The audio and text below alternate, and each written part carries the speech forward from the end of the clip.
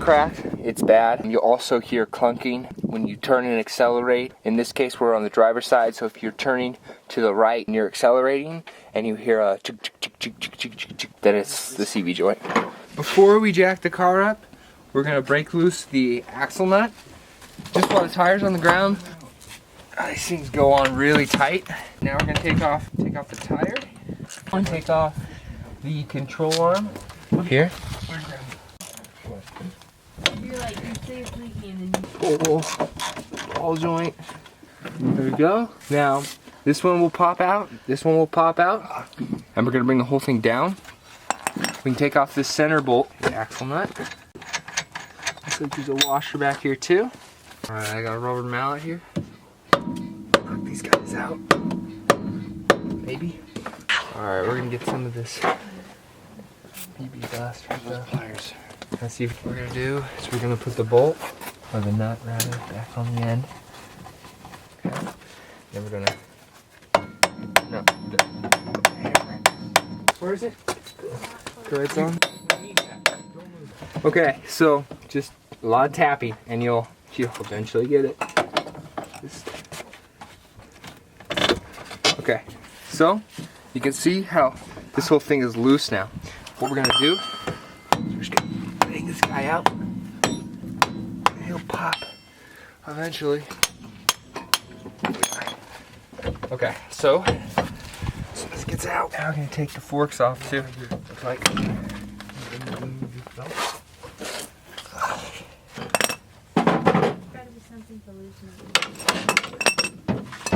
There we go. Okay. Now we'll be able to get this thing out. This comes first. We gotta take the brake line off. And I'm just lucky. Forgot about it and break it. We just gotta pull the end off the other side. You can see here, this boot's it's shot on this back side. What we gotta do is we gotta get a crowbar of some kind. That will find where this thing attaches. Alright, we're under. So now, what the trick is, once you get that underneath there, just grab it. oh my gosh. Pop it out. I always take my parts and I always try and match them up. Just make sure, because you never know when you're going to get one that's just a little wrong. Alright, good. Here it goes. We're going to put this thing back together. There's this little clip ring here and it's got to be pushed back in there. And sometimes it'll go in real easy, sometimes it won't.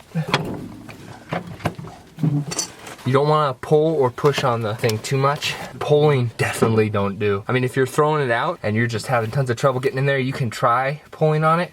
It's not gonna hurt anything but the CV joint. But your new one, you really don't want to break it. So you can look under here and you can see that it's not popped in.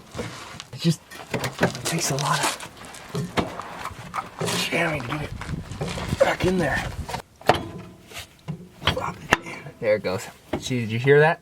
Feel it. Once it goes in, you'll know it's in. And if you don't think it's in, it's probably not in. Go up under here. You'll see in where the CV joint meets the transaxle, there'll be some silver most of the time and it'll be a little farther away. When it's in, it's just, you know, at least that's the way I see it on this car. And then we can put the CV axle back in here. Looks good. Probably this one next. And then everything's just reversed, put it back together. This thing we will have to torque down, we'll get that. When I have a bolt that's into like a ball joint or a control arm, and they don't actually have the star driver or the Allen wrench on the bottom, but I spray a little carb cleaner just on there just to kind of get rid of that oil. It seems to work. So from what I can see from the book, it's about 148 to 200 foot-pounds. So torque wrench I have here goes up to 150, so that's where I'm torquing it to. There it is. I'm actually gonna go, since I know I can go a little more than that, go right there, so I can get the pin in. That's a wrap.